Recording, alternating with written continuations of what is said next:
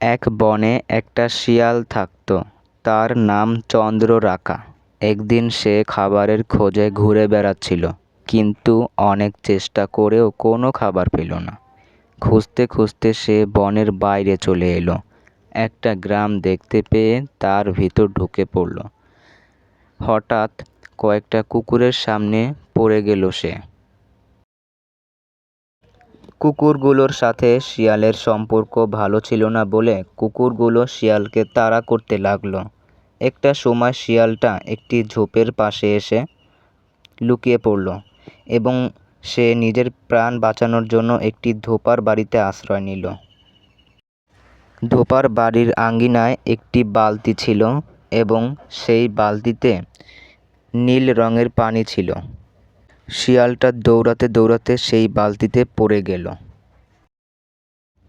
শিয়ালটা কিছুক্ষণ পরে নীল রঙের গুলে থাকা পানি থেকে বের হয়ে আসলো এবং ধোপার বাড়ির সামনে একটি আয়না ছিল এবং সেই আয়নাতে দেখল তার পুরো শরীর নীল হয়ে গেছে।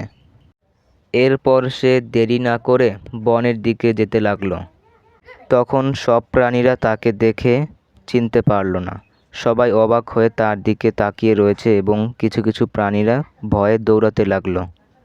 চন্দ্ররাখা প্রথমে তাদের এই আচরণ বুঝতে পারল না। পরে তার মনে হলো সে তো চাইলে এটার সুযোগ নিতে পারে। নিজের স্বার্থ আদায়ের জন্য এমন সুযোগই তো তার দরকার ছিল। এরপর সে গ্রামের সব প্রাণীদেরকে ডেকে আনলো।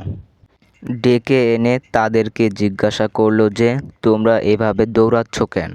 আমাকে ভয় পাওয়ার কোনো কারণ নেই, কারণ আমি দেবতার এক অনন্য সৃষ্টি।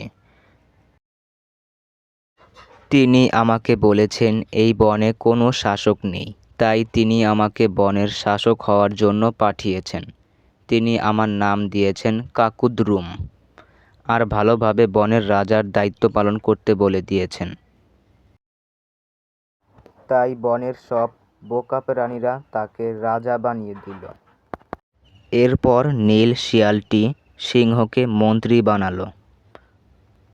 এরপর বাঘকে দেখাশোনার দায়িত্ব দিল।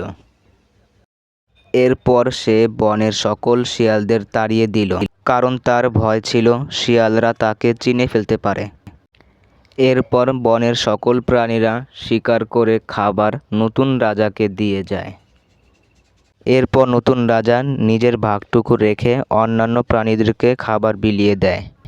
একদিন শিয়াল সবাইকে নিয়ে রাজসভা বসিয়েছিল। হঠাৎ পাশ দিয়ে কিছু শিয়াল যাচ্ছিল এবং হুক্কা হুয়া বলে ডাক দিচ্ছিল।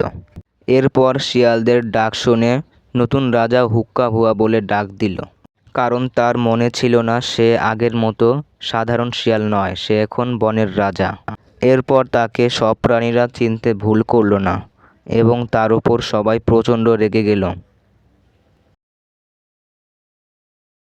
এরপর সকল প্রাণীরা তাকে তাড়া করে সেই বন থেকে বিতাড়িত করল এবং তার দলের অন্যান্য শিয়ালরাও তাকে আর গ্রহণ করল না। শিয়ালটা প্রাণ ভয়ে কোনো রকম একটি নদীর ধারে এসে পড়ল এবং প্রাণ বাঁচালো।